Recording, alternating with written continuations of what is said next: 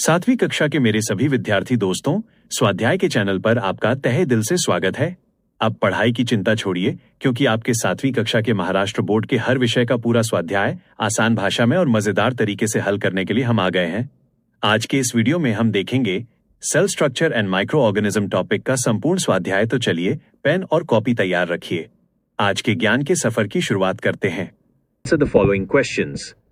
A. What is a cell? The cell is the fundamental structural and functional unit of living organism. B. Name the different organelles in a cell. The nucleus, endoplasmic reticulum, Golgi bodies, lysosomes, mitochondria, vacuoles, plastids, chloroplasts are the different organelles in a cell. C. What are microorganisms? The organisms which cannot be seen with our eyes but can only be observed under a microscope are called microorganisms. D. Which are the different types of microorganisms? Algae, fungi, bacteria, protozoa and viruses are various types of microorganism. Some are unicellular and others are multicellular. Some of them are useful and some are harmful. Question number 2. Fill in the blanks with the proper word. A. The organelle called the is present in the plant cells only. Answer. Chloroplasts. B. Garbage is converted into by microorganisms. Answer. Fertilizer. C. In the cell, photosynthesis is carried out with the help of Balbharati. Answer. Chloroplast. D. An electron microscope is necessary for the study of DOF. Answer. Microorganism. 3. What is the difference between us? A. Plant cell and animal cell. Plant cell. Cell wall present. Definite shape due to cell wall, one large central vacuole. Chloroplasts present for photosynthesis, plastids present. Centrosomes absent. Lysosomes generally absent. Animal cell, cell wall absent. Irregular shape, no cell wall, many small vacuoles. Chloroplasts absent. Plastids absent. Present. Lysosomes present. B. Prokaryotic cell and eukaryotic cell. Prokaryotic cell. No well-defined nucleus. Small ribosomes. Single circular DNA molecule. Few to none. No membrane-bound organelles, bacteria, blue-green algae. Eukaryotic cell. Well-defined nucleus with a membrane. Large ribosomes. Multiple linear DNA molecules. Many, e.g. mitochondria, chloroplasts, Golgi, amoeba, euglena, all plant and animal cells. Question number 4. Sketch and describe in your own words the plant cell and animal cell. Plant and animal cells. Both plant and animal cells are eukaryotic and contain membrane-bound organelles. Cell parts 1. Cell wall. The outermost layer, present only in plant cells, giving them a definite shape. 2. Plasma membrane, cell membrane. A thin flexible layer that is the outermost covering of animal cells. 3. Cytoplasm. The liquid inside the cell, excluding the nucleus, where organelles are suspended. 4. Cell organelles, structures performing specific functions. 1. Nucleus. The most important organelle, controls all cell functions and contains DNA. 2. Mitochondria. The powerhouses, produce energy. 3. Endoplasmic reticulum, ER, and Golgi bodies, modify and distribute proteins. 4. Chloroplasts, found in plant cells, carry out photosynthesis, food production. 5. Vacuoles, store substances and help manage waste, typically one large one in plant cells and small ones in animal cells. Question number 5. Explain the uses and the harmful effects of microorganisms. Beneficial uses.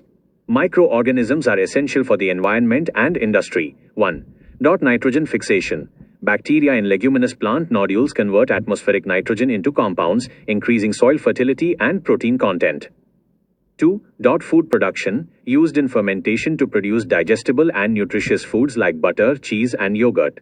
3. Decomposition and cleaning, decompose garbage and sewage into high-quality manure, fertilizer, and help keep the environment clean. 4. Oil spills, certain microbes break down oil and are used to clean up spills on water surfaces. 5. Medicine and industry, used to produce vaccines and in industrial processes like tanning and making ropes. 6. Biogas, decompose waste materials in biogas plants to produce biogas fuel and fertilizer. Harmful effects.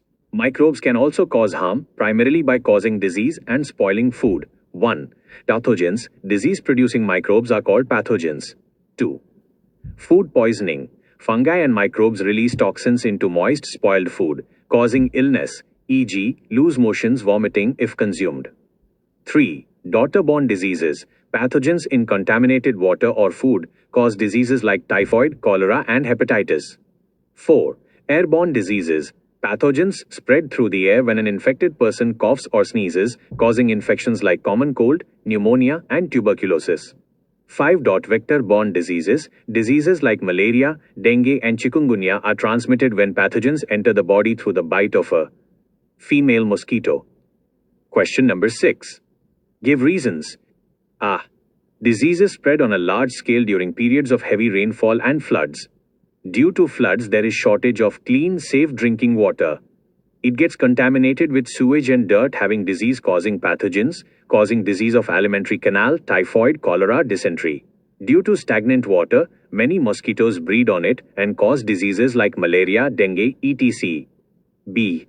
There is a possibility of food poisoning if we eat stale food. Fungus grows quickly on moist and stale food. Microorganisms grown on the food release toxic materials like enterotoxin into the food. Such toxins spoil the food. Eating such spoiled food may cause loose motions and vomiting.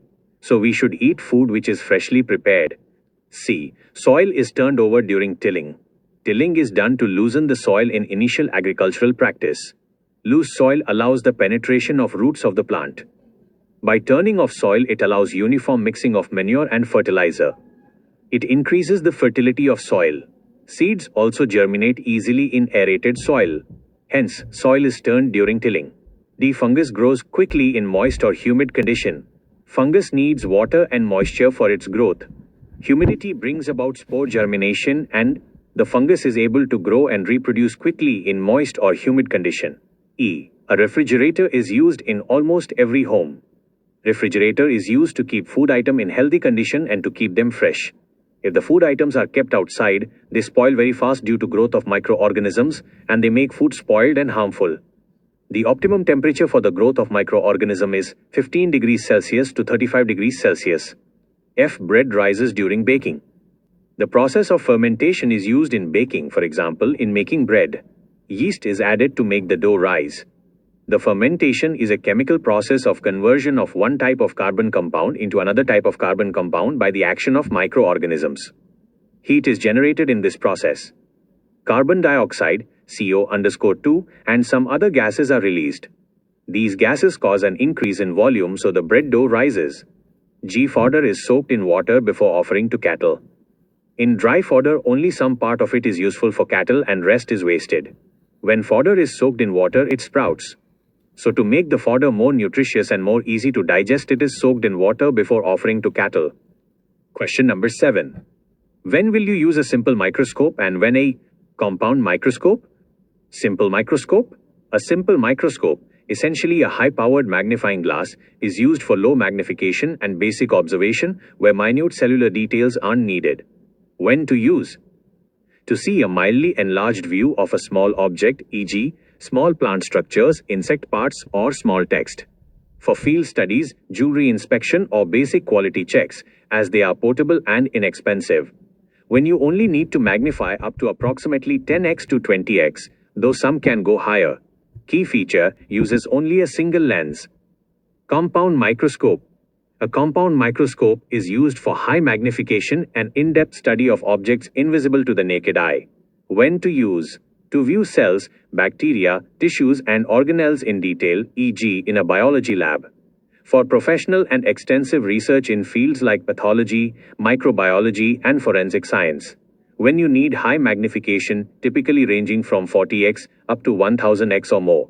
Key feature: uses multiple lenses, objective, and eyepiece to achieve much greater magnification and resolution. तो विद्यार्थी दोस्तों, आज का ये स्वाध्याय हमने उत्कृष्ट ढंग से पूरा कर लिया है। मुझे यकीन है कि आपको सभी प्रश्नों के उत्तर और अवधारणाएं अच्छे से समझ आ गई होंगी। आपकी पढ़ाई ऐसे ही जोरदार चलती रहे, इसके लिए अगर आपको ये वीडियो उपयोगी लगा हो तो तुरंत इस वीडियो को लाइक करें, अपने 7वीं कक्षा के दोस्तों को शेयर करें और सबसे महत्वपूर्ण, 7वीं कक्षा के अगले सभी स्वाध्याय वीडियो के लिए अपने स्वाध्याय चैनल को सब्सक्राइब करना न भूलें और बेल आइकन ऑन जरूर दबाएं। मिलते हैं जल्द ही अगले नए और महत्वपूर्ण स्वाध्याय वीडियो में। तब तक सीखते रहिए और सफल होते रहिए। धन्यवाद।